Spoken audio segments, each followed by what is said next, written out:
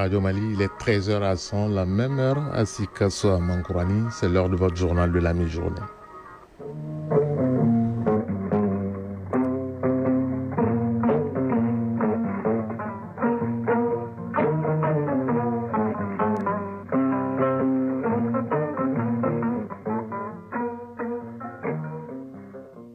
Le journal. Ousmane Daou. Mesdames et messieurs, bonjour à la une de ce 13h. Après avoir été refoulés de la Mauritanie de façon inhumaine, ces Maliens en détresse à Gabou Gadiaga, à 80 km des Cailles, ont reçu l'aide, le soutien et l'assistance des autorités, comme pour dire que personne ne sera laissé pour compte.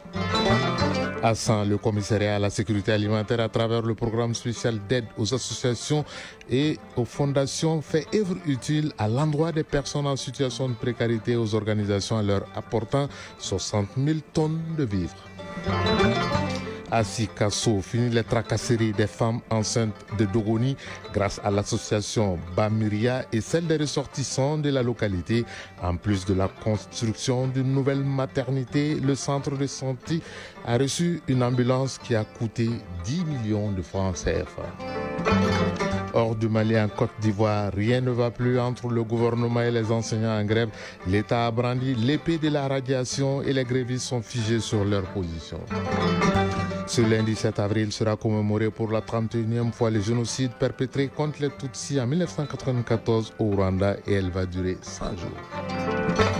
Le Premier ministre israélien Benjamin Netanyahou est attendu aujourd'hui aux États-Unis. Il va s'entretenir avec le président Donald Trump sur les droits des douanes fixés par le président américain. L'actualité sportive de ce 13h, elle sera omnisport avec le cyclisme, Tour ORTM, le maillot jaune sur les épaules du Malien Daouda Djiré. En basketball, le stade malien Bamako au Maroc au bal ne trouve pas pour le moment sa vitesse de croisière, alors qu'en football, les Blancs de Bamako sont les nouveaux leaders du championnat national. Voilà pour le sommaire, dans un instant, les détails. Lundi 7 avril 2025. Mesdames et messieurs, bonjour. Merci d'avoir choisi Radio Mali pour vous informer. Bienvenue. Tout d'abord, la prévision du temps hebdomadaire, bien entendu, à partir de ce lundi et ce jusqu'au 13 avril. Ce temps sera caractérisé par un temps ensoleillé sur l'ensemble du pays. Le ciel sera clair à peu nuageux. La visibilité sera réduite par la poussière en suspension. Les températures minimales seront comprises entre 19 degrés et 28 degrés Celsius.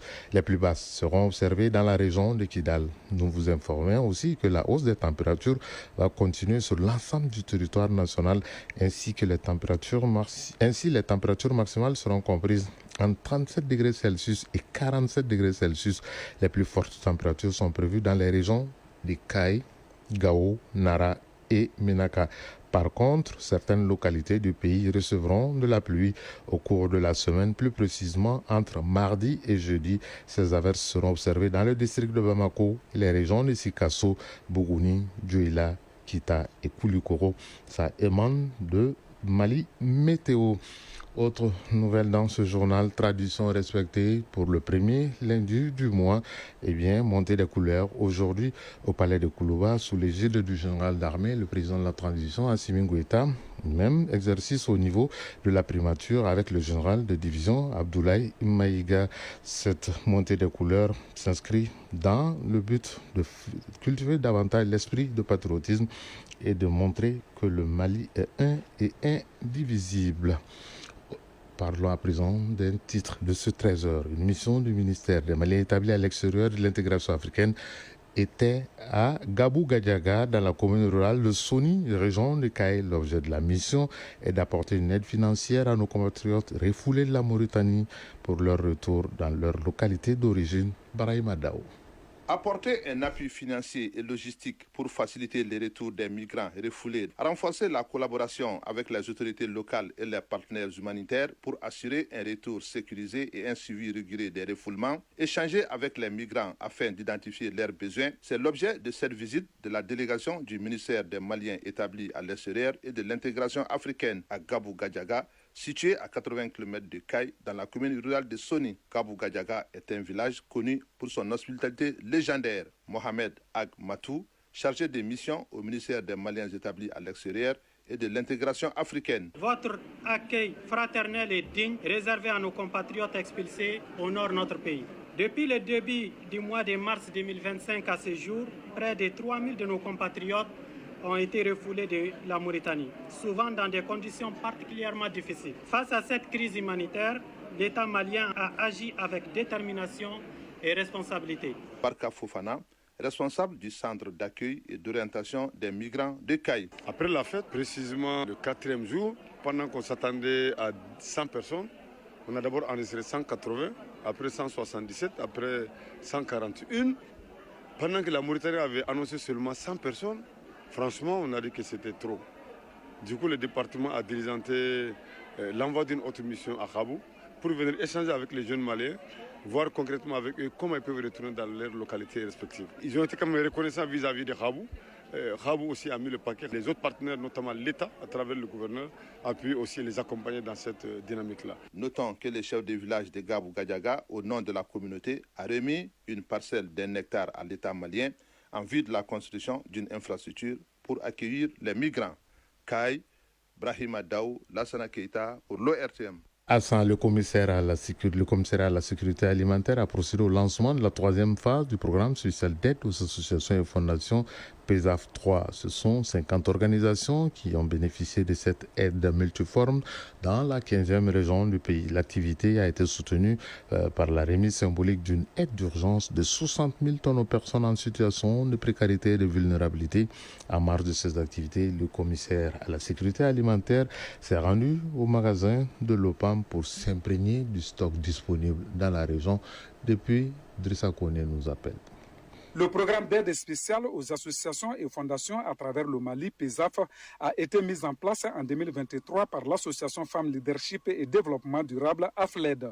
Cela en réponse aux effets de l'arrêt des financements de certains partenaires ou bailleurs de fonds. Cette phase 3 qui vient de prendre son envol ici à San est un moment chargé d'histoire et de solidarité présidé par le commissaire à la sécurité alimentaire. Mamadou Malikso, représentant la coordinatrice du PESAF. Ce lancement témoigne de l'engagement constant et du soutien indéfectible des plus hautes autorités envers nos citoyens et nos citoyennes. De la solidarité, pas un simple vain mot, mais aussi des actions sans relâche pour porter haut et fort le Mali d'aujourd'hui et le Mali de demain. Redouane Ag Mohamed Ali, commissaire à la sécurité alimentaire. La première phase a été lancée à Ménaka le 8 juin 2023 avec 15 organisations bénéficiaires réparties entre 5 régions du pays. La deuxième phase, quant à elle, a été lancée à Kidal le 12 février 2024 avec 35 organisations bénéficiaires réparties entre 10 régions. C'est ici, à 100, que nous lançons la phase 3 du PESAF qui concerne 50 organisations réparties entre 15 régions. Le PESAF 3 ainsi lancé est suivi de la signature de la convention par les bénéficiaires qui peuvent se mettre donc à la tâche. Khadija Karim Diara, coordinatrice du réseau national des jeunes filles et femmes rurales du Mali, RENAGE FEM. Nous allons intervenir ici surtout sur la citoyenneté active. À travers ce projet, nous allons faire des campagnes de sensibilisation. Nous allons faire des séries de formations des autorités, des jeunes, des femmes, des leaders religieux et culturels. Les bonnes nouvelles n'arrivent pas souvent seules, a-t-on coutume de dire. Le commissaire à la sécurité alimentaire n'est pas venu à ce lancement les mains vides. Redouane Ag Mohamed Ali. Alerté de l'afflux sans cesse croissant des populations déplacées et les sinistrés causés par les inondations, une aide alimentaire d'urgence composée de 60 tonnes de vivres, soit 1200 sacs de riz et de maïs destinés à ces populations vulnérables. Colonel-major Ousmane Sangaré, gouverneur de la région de San. Ces actes hautement patriotiques illustrent à suffisance la prise en charge des besoins des populations affectées dans un contexte de résilience sans précédent. Cette attention des pouvoirs publics dénote la particularité bienveillante de ceux-ci, par leur sens élevé de solidarité agissante, surtout aux côtés des populations meurtries par la crise multidimensionnelle qui assaille notre pays depuis 2012. Redouane, avant de prendre congé de ses hôtes, est allé présenter ses civilités aux 4 grandes familles fondatrices de San. Ce tour d'horizon a pris fin par la visite du magasin de l'OPAM. San, Drissa Kone et Sedou Kamena pour le RTN. Drissa Kone, le tour d'horizon de ce journal va nous emmener maintenant dans le Kédougou, en 3e région, à Sikasso, où on a remis une ambulance qui a coûté 10 millions de francs CFA et l'œuvre est de l'association Bamiria, j'espère que je prononce bien, Bamiria de Adama Numpokondiara et l'association des ressortissants de Dogoni dans le cercle de Kenya. La cérémonie de remise a été couplée avec l'inauguration des infrastructures de la nouvelle maternité du centre de référence de la dite localité. Le point, c'est avec Yourou Bala Diabati. C'est une véritable ambiance de fête que les populations des 14 villages de l'ex-arrondissement de Dogoni, cercle de Kenya, ont accueilli cet équipement sanitaire de premier rang, une ambulance acquise grâce à l'association Bamiria au profit de l'association des ressortissants de Dogoni. Il est estimé à 10 millions de francs CFA.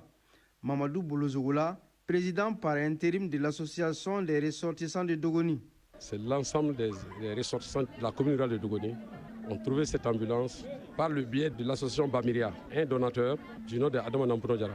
Les raisons sont aussi simples, c'est des gestes de reconnaissance. Nous avons un devoir de reconnaissance au Bercail. Le matériel ainsi offert permettra de renforcer la capacité opérationnelle du CESCOM de la dite localité pour l'amélioration de la référence évacuation. Pour les autorités communales, cette ambulance vient s'ajouter à la réhabilitation de la structure et l'inauguration de la maternité. Aliou Badra Dissa, DTC au CSCOM de Dogoni. Nous sommes dans une zone très enclavée et avec aussi l'insécurité. À 16h déjà, donc l'ambulance du CSRF ne fait plus de mouvement vers notre commune. Donc une fois que nous avons des femmes enceintes en urgence, donc vraiment c'est le calvaire. Cette ambulance sera la bienvenue.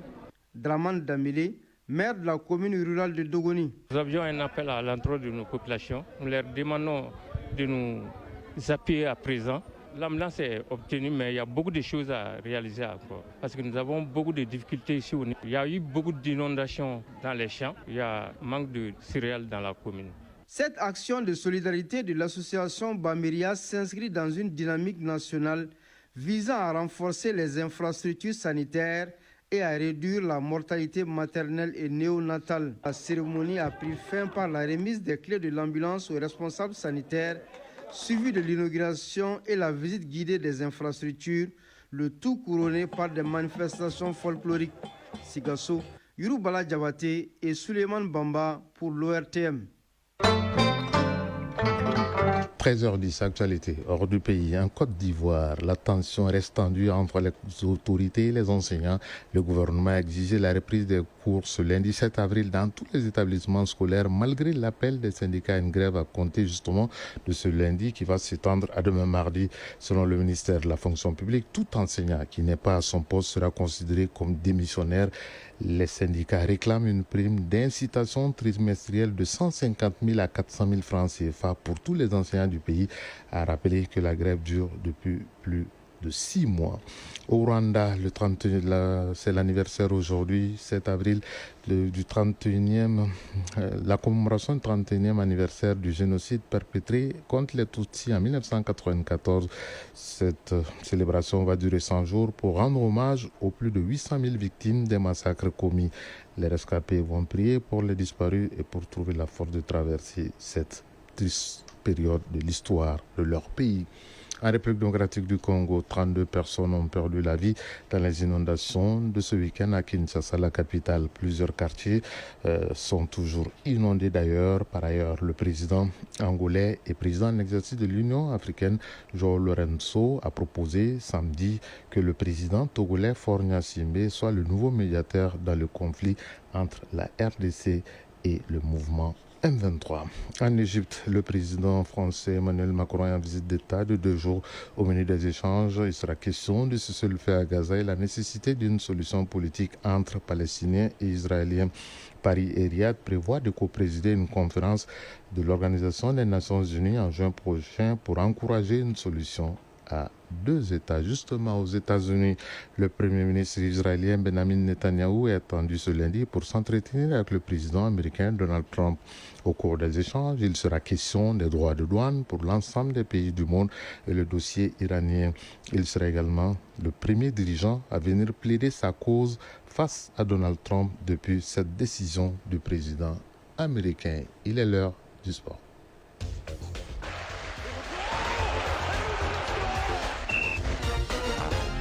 C'est dans les titres, je vous disais que dans ce journal, aujourd'hui, ce lundi, ce sera une page Omnisport que va animer Fotigi Tunkara. Bonjour et bienvenue Dougouti Bafotigi. Bonjour Swanda, bonjour à tous.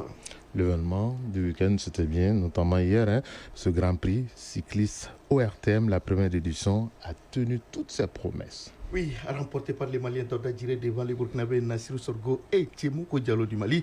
Ce premier tour cycliste Grand Prix ORTM de la vie générale a été un franc succès, aussi bien sur le plan organisationnel que sportif. Les résultats de cette première édition ont largement dépassé les espérances et totalement comblé les attentes. Avec la dynamique AES qui a donné un cachet particulier à cette fête des peuples, la portée symbolique de l'événement est allée aussi au-delà de la dimension sportive. Toute chose appréciée à juste valeur par les autorités de la République. On va changer de discipline maintenant pour parler de basketball. Avec la Basket African League, le stade malien, qui était très attendu dans cette compétition, n'arrive pas à trouver sa vitesse de croisière. Absolument, début difficile de compétition pour l'instant pour les Blancs de Bamako qui s'inclinent à nouveau au compte de la deuxième journée de la conférence Kalahari hier au Maroc. Le stade malien de Bamako a perdu contre Al-Ittihad Alexandrie d'Égypte par le score de 72 à 69. À la mi-temps, le score était de 43-37. Après sa défaite 81-60 samedi contre Rivers ou Perse de Nigeria, c'est le deuxième revers de suite pour le stade malien de Bamako qui patine au démarrage. Alors pour en parler, nous sommes donc en ligne avec Mohamed Soumaré de la cellule de communication du stade malien de Bamako en direct dans cette édition. Mohamed Soumaré, bonjour. Bonjour Fotigi Toumera et bonjour à Ousmane Dao aussi. Alors, vous êtes donc sur place au Maroc pour suivre cette compétition. Alors, comme on le disait tout à l'heure, démarrage difficile pour le stade malien de Bamako pour l'instant qui est en train donc de patiner. Alors, qu'est-ce qui ne va pas, Mohamed Soumaré? Oui, c'est vrai que l'entame a été difficile avec le match contre River Troopers où les jeunes ont patiné surtout lors des deux derniers quarts-temps et là, ils ont pris 21 points d'écart. Et hier, on a senti une nette amélioration par rapport au premier match. Et malheureusement, pour une question d'expérience, l'expérience s'est posée. Il y a eu des pertes de balles, des ratés en fin de match qui ont coûté cher à l'équipe. Mais jusqu'à présent, l'équipe reste dans la course pour la qualification. Parce qu'il y a 2 défaites, c'est vrai. Et le FUS de Rabat aussi compte 2 défaites. Et donc, le Stade malien rencontre demain le FUS de Rabat à 18h GMT au complexe Moulay Abdallah.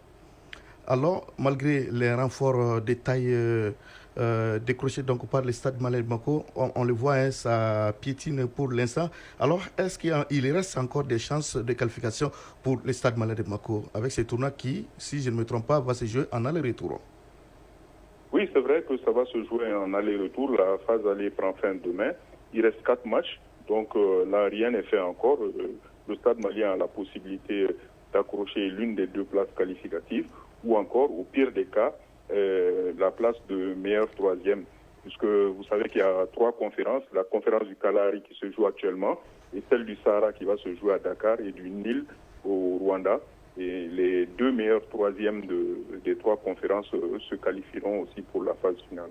Donc le Stade malien peut prétendre à un des tickets pour la qualification au play-off. Pour le moment, rien n'est fait. Et là, les Stades gardent leur chance intacte. Mohamed Soumaré, bonjour. Bonjour, Ousmane Dao. Oui, je me mêle un peu à cette discussion avec Fotigi Tunkara. C'est vrai que vous avez parlé d'une expérience, la préparation, elle a été là, mais est-ce qu'on ne peut pas aussi tabler sur l'acclimatation parce que le stade quitte une période ici où il fait très très chaud, alors que du côté de Casablanca, il fait froid? Oui, c'est vrai qu'à Rabat, il fait froid, mais bon, je ne pense pas que cela ait une quelconque incidence sur le jeu parce que vous savez que il y a quand même les renforts sont là, ils évoluent aussi dans des championnats où il y a le même climat qu'au Maroc. Mais bon, ce qu'il faut dire, c'est que lors du premier match aussi, il y avait l'élément clé de l'équipe, Maman Koulibaly, qui a joué étant diminué sur le plan physique, qui avait même raté la séance d'entraînement du matin. Hier, il s'est un tout petit peu repris, mais on l'a vu, il y a eu des ratés de sa part. Bon. C'est vrai que en fait, le match d'hier s'est joué sur des détails. comme l'a dit l'entraîneur d'Al-Ittihad d'Alexandrie, parce que cette équipe d'Ittihad d'Alexandrie fait figure d'ogre dans ce groupe. Et maintenant, il va falloir aller chercher les tickets pour les 4 matchs restants. Merci et bonne suite. Mohamed, vous gardez l'antenne juste quelques secondes. On va juste rappeler que dans l'autre rencontre, hier, Rivers Hooper du Nigeria ont battu Fils de Rabat du Maroc par 88-82. La compétition fait relâche ce lundi et reprend ses droits demain mardi avec la rencontre Rivers Hooper, c'est Al-Ittihad à 15h et Fils de Rabat, Stade Malais de Bamako à 18h GMT. Mais à 19h, heure locale, décalage horaire lié au changement d'heure au Maroc qui vient donc de passer à GMT plus 1. Est-ce que vous le confirmez? Tout à fait. Et ça s'est passé à la grande surprise de tout le monde. Dans la nuit du samedi au dimanche, on s'est réveillé et sur nos montres, on avait vu que l'heure avait changé. Et il y avait 1 heure de décalage par rapport à Bamako. C'est là où on a compris que le Maroc était passé en GMT plus 1, alors qu'on avait fait des annonces sur l'heure GMT. Bon, là, ça n'a pas eu d'incidence aussi, sur le jeu. Et je pense que pour le moment, cette journée de repos fera du bien. Il y a eu des discussions entre les joueurs eux-mêmes, entre les joueurs et l'encadrement technique. Et là, ils restent confiants encore pour le 3e match contre Fils de Rabat. Merci beaucoup Mohamed Soumaré pour ces explications et surtout de votre disponibilité. En tout cas, bonne chance au Stade Malais de Bamako pour la suite. Merci beaucoup et je vous en prie et bonjour à Ousmane Dawa encore une fois.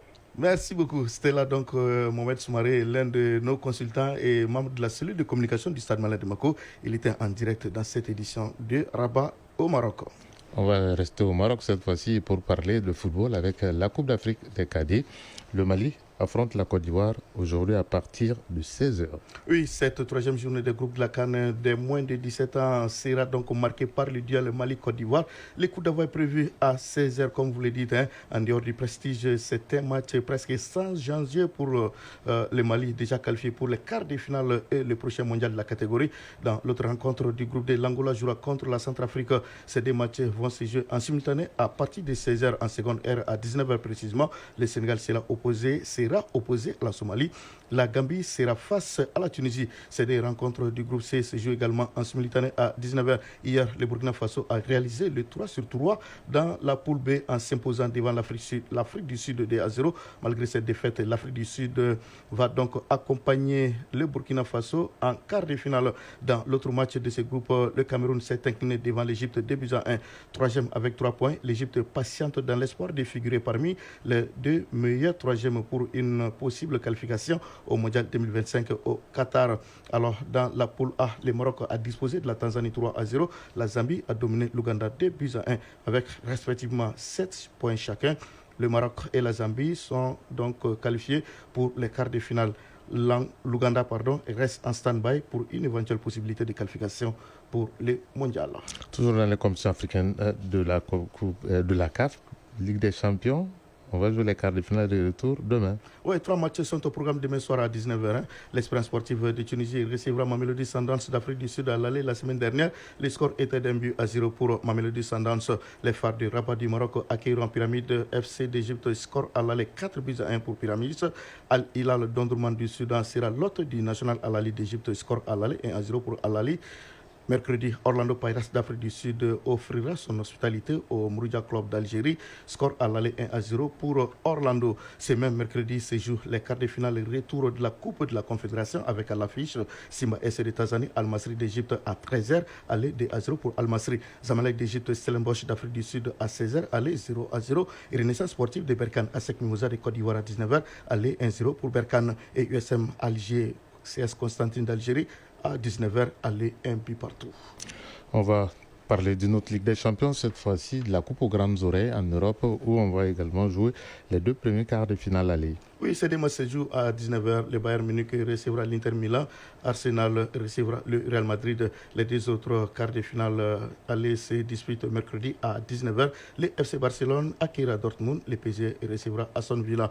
Les matchs retour sont prévus la semaine prochaine. Retour aux affaires domestiques pour parler du championnat national de Ligue 1 qui change de main avec les Blancs de Bamako, désormais leaders. Ah oui, absolument. Grâce à leur victoire, donc 4-0 hier sur les Étoiles du Mandé. Auparavant, le Djulba AC avait été tenu en échec 0-0 par l'USFAS. Ces deux résultats cumulés permettent donc au Stade Malien de Bamako de s'emparer désormais de la tête du classement avec 37 points devant le Djulba AC 36 points.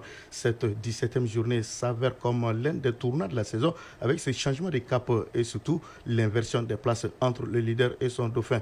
Autre résultat de cette 17e journée, l'AS Police a gagné contre le FC Djara 4-1. Binga FC et l'AS Bakadiani Barawili ont fait jeu égal 1 but partout. L'AS Rade Bamako a disposé donc de l'Union Sportive de Bougouba 3-0. L'ASCO a dominé l'Union Sportive de Bougouni 2-0. A perdu contre les 11 cratères de Nyarela 2-1. Merci Doutiba Fotili Toukara pour cette page Omnisport dans ce 13h de ce lundi. Merci à vous aussi. Votre journée ne prendra pas fin de suite puisque vous allez continuer ce soir sur ORTM1 dans l'émission Sportive Score aux alentours de 21h45. Elle sera également Omnisport. Il est 13h24 à Dramani, région Kai, à Samégar, tout comme à Logo Kakoulou. C'est la fin de cette session d'information qui vous a été présentée par Ousmane Daou, mise en onde Alimata Ouattara. Mise en ligne, Badi Touré, réalisation, Draman Sanogo, assisté de Djourati Diakité. Le prochain rendez-vous avec l'actualité, c'est à 19h30. Vous serez en compagnie de Kumba Sissé.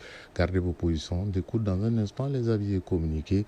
Si vous êtes à table, bon appétit. Si vous avez fini de manger, bonne digestion. Chacun de nous ne peut être une étoile, mais tâchons de briller pour éclairer là où nous sommes et surtout, travaillons à la beauté des choses.